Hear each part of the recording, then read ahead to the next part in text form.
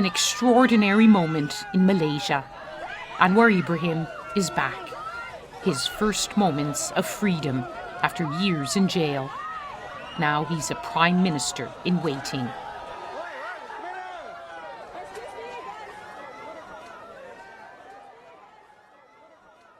This is the man who put him in prison, then did a deal to get him out. Mahathir Mohamad. Dr. Mahathir ruled Malaysia with an iron fist for more than 2 decades. But then he joined forces with the opposition and Mr Anwar to defeat his own ruling party. But can Mr Anwar trust his old arch-rival? Will he really be Prime Minister within 2 years? Questions for him when we sat down in London. Anwar Ibrahim, welcome. Thank you. It's a long time. It's nearly a month on since your dramatic release from prison, extraordinary turn of events. It's a long time. It's nearly a month on since your dramatic release from prison, extraordinary turn of events in Malaysia. Do you still quite can't believe it's true? Well, it's just like a dream. It was too fast, and as I said, you move from prison to the palace within minutes, and this is astounding. And I have had no time with the family or friends because you are kept so preoccupied with this new scenario. Is there a risk in your decision not to take a position in Parliament right now, not to take a position in Cabinet? Your arch enemy, now turned your ally, is back in charge. Dr. Mahathir is committed to the reform agenda. The entire team, at least 80% of the team, were our colleagues struggling for the last 2 decades on this agenda for reform. Are you sure? 22 years in power, in a ruling party that has ruled Malaysia for all of its history, 60 years. In his 90s, he suddenly becomes a new man? Not necessarily. He's still committed to his old ideas and thinking, but he understands what it takes to be a fighter together with the opposition leaders to secure not only office, but to undertake the necessary measures for reform. He was your mentor. You were supposed to be his successor. He accused you of sodomy and you ended up in prison. Yes, I suffered immensely, no question. Not only me, but my wife Aziza and the children. It took very painful, traumatic, but then it took time, of course. Time is a great healer by itself, but then Mahathir came to see us and he was prepared. He said it was a mistake to sack Anwar. We'll have to work together. And he has kept on that pronouncement that Anwar will succeed him continuously. I think we should give him a chance. But some of the reformers in your camp are already worried that in his first moves, Dr. Mahathir is bringing back all his old cronies who are responsible for the problems that you and others want to resolve.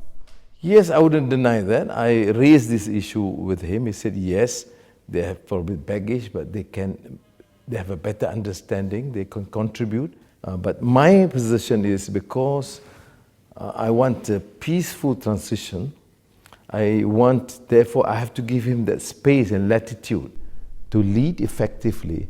And that's what's happening now. I mean, I can't say that I totally agree with every single action. Of course, I have strong views.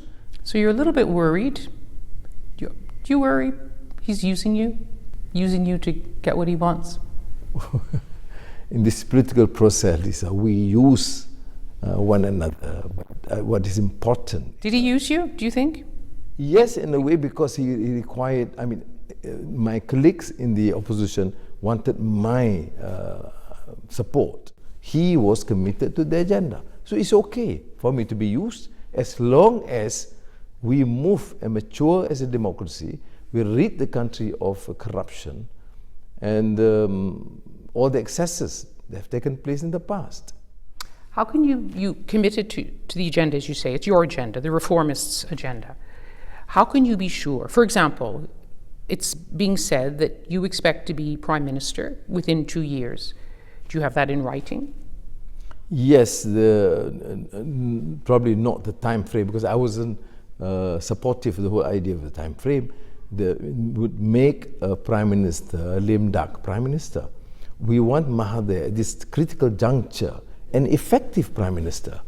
And therefore, as long as he says, my successor, this is the consensus by the ruling party now, the coalition, is Anwar, it'll be fine with me. I'm enjoying life now. Is this clear? Is it clear? It is clear. It is clear. How is it clear? It is clear because it is. You think it's clear? Signed by all the leaders, party leaders. So it says in writing somewhere yes. that within a certain period, yes. Anwar Ibrahim will succeed Mahathir Mohamad as Prime Minister. Yes, very clear. Ironclad? Well, I'm quite convinced. I don't believe. Well, there must be some form of trust here. And I do trust. Trust. Is yeah. trust? Is there trust?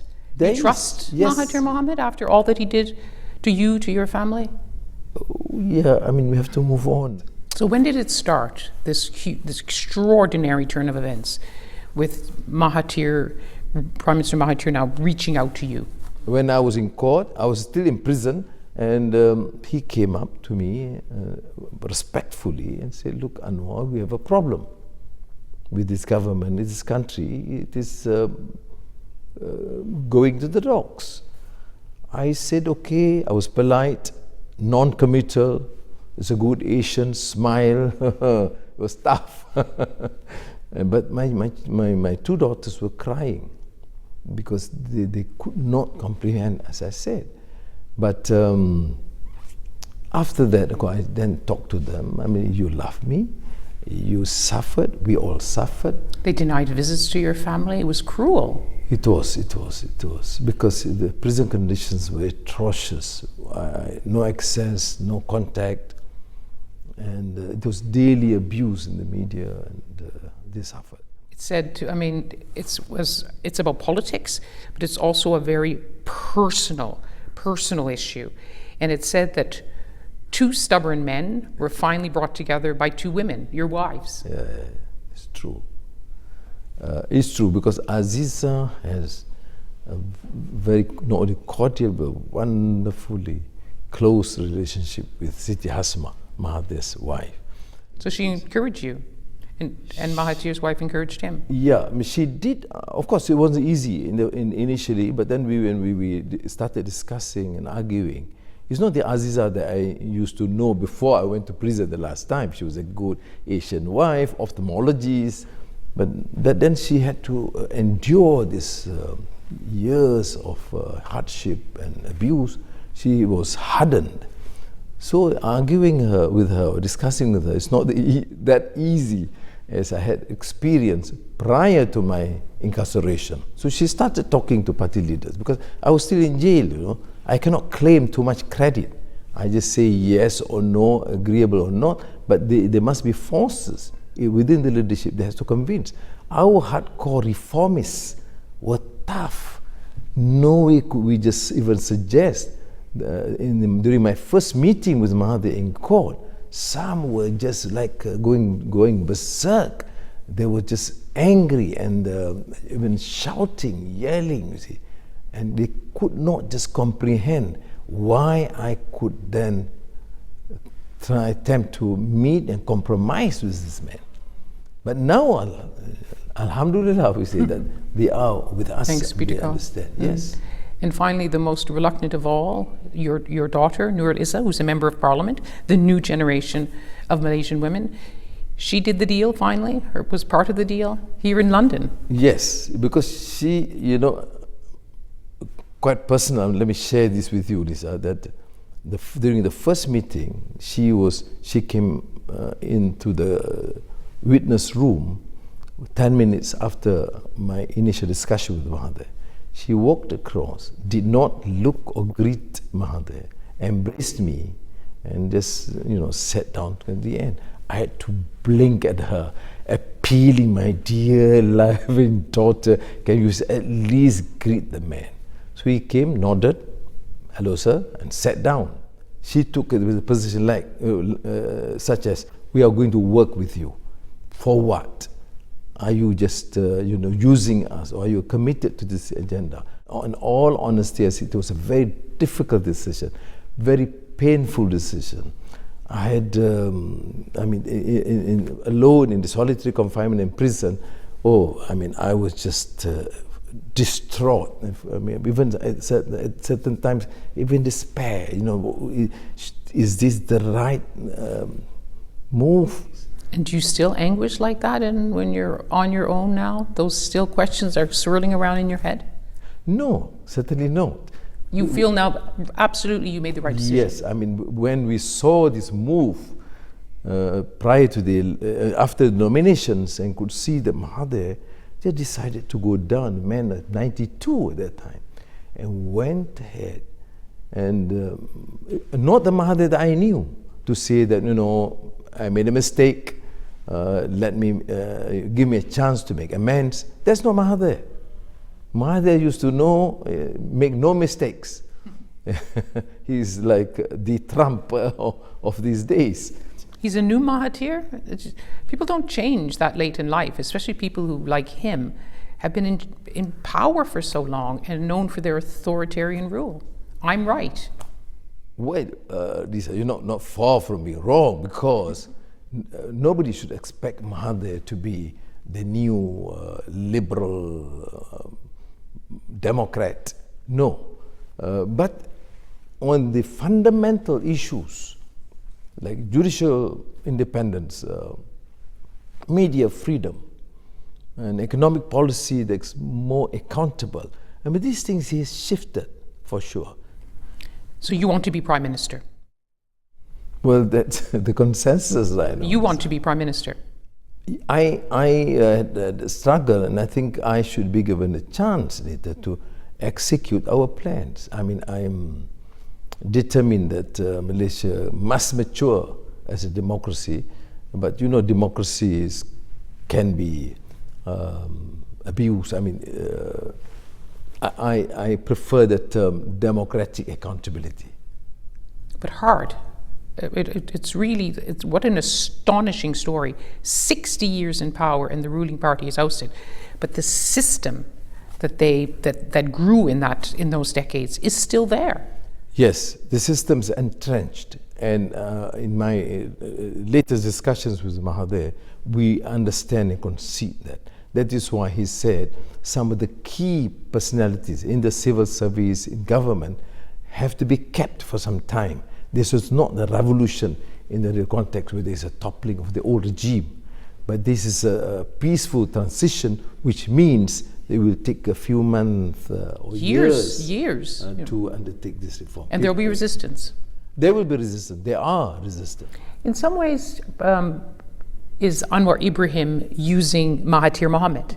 Because if anyone can take tough decisions against the system, it's him. So let him do it. You do what you like. Come to London. Let him do the tough stuff and be blamed. Yeah, it is. Is it? Is that what you're doing? Is it? It is in history. Is that what you're doing? Is that what you're doing? Let him do the tough stuff, and I'll come in a bit later, and when it's a bit easier. Yes, but it's not a choice I could make.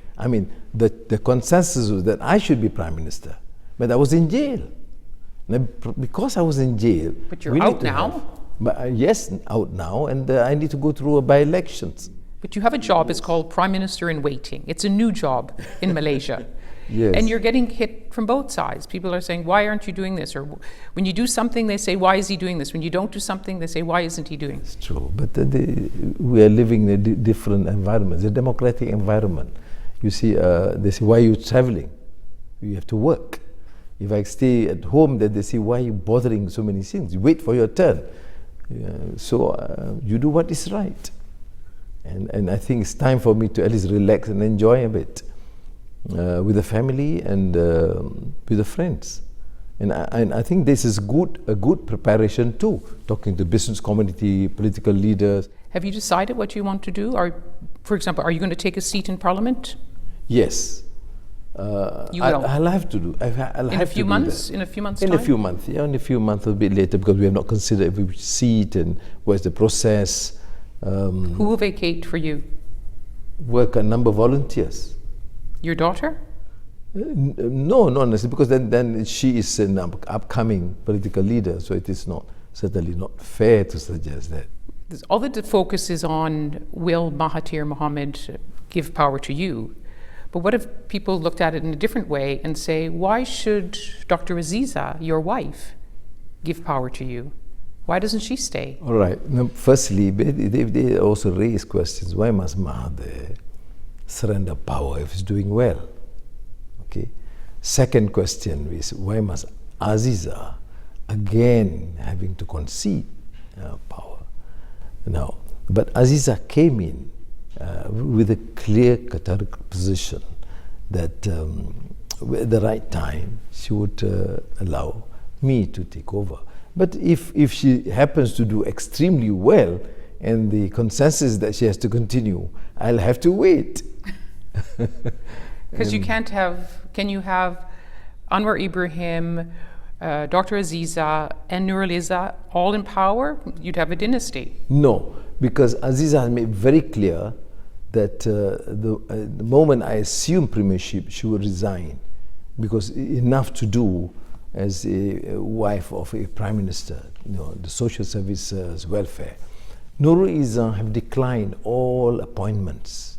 She was director of elections in these very critical elections, but she opted not to participate in the government, which I think is, I support her decision. How would you describe yourself? A village boy. Oh, a village boy. Yes. My taste, my food, I'm very relaxed in that atmosphere. A village boy who's been at the heart of the most vicious politics that Malaysia has seen. The boy has come out of the village. And now, people look at your student days, they see a man with deep roots in Islamist politics. You're coming in at a time that there's a big question about political Islam. How do you reconcile Islam, your faith, and democracy? You've had a lot of time to think about it.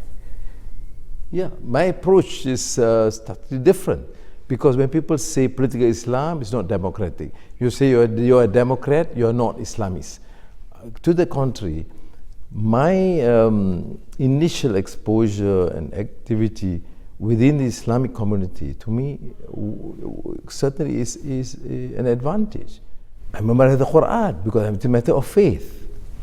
And I learn immensely from the contributions and the saying of the Quran. I'm a Muslim. I read the Bible. Not all Malaysians are Muslims. They're Christians, they're Hindus, they're Buddhists, and we have to interact with them. We can only interact by showing appreciation and understanding. That's what's lacking when you talk political Islam, when it becomes exclusive. But do you think will be a challenge for Malaysia? You yourself have regretted that Malaysia sends 6 times the number of foreign fighters to so-called Islamic State as neighboring Indonesia does, and they send a lot. It's true. It is a problem. It is the dynamics within Muslim society. Muslims, Muslim scholars, Muslim leaders have to address this. It is our narrative that's failing. It is our education system that need to be reviewed. The reform must begin within our societies. How did nearly 10 years in prison change Anwar Ibrahim? Older and wiser, possibly more patient and philosophical, a little learned, because I think I've covered thousands of books in that period. But what is very pertinent is that you actually believe in the ideals far more stronger than ever before. When I talk about freedom, I understand during those years of incarceration what unfreedom is all about. If I talk about judicial independence, I understand that, how a simple poor worker is being treated in the entire court process. A boy of 14 have to languish in prison for 6 months waiting for the trial date. What is the crime? Stealing a pair of jeans. Leaders can squander billions and they are safe and promoted. So it's a mockery to the system. That I saw with my own eyes. As you know, so many young Malaysians are euphoric about this change. They call it a revolution. You've studied history. You know how, even in recent decades, how many revolutions were betrayed. It must worry you.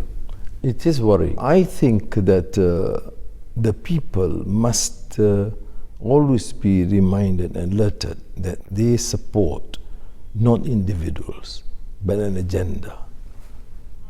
The issue, as I said, freedom or justice, or to rid the country of excesses, corruption and inequality. I've said it publicly that, critical thinking, awareness must be there. Otherwise, it does not make any difference between the past regime and the present.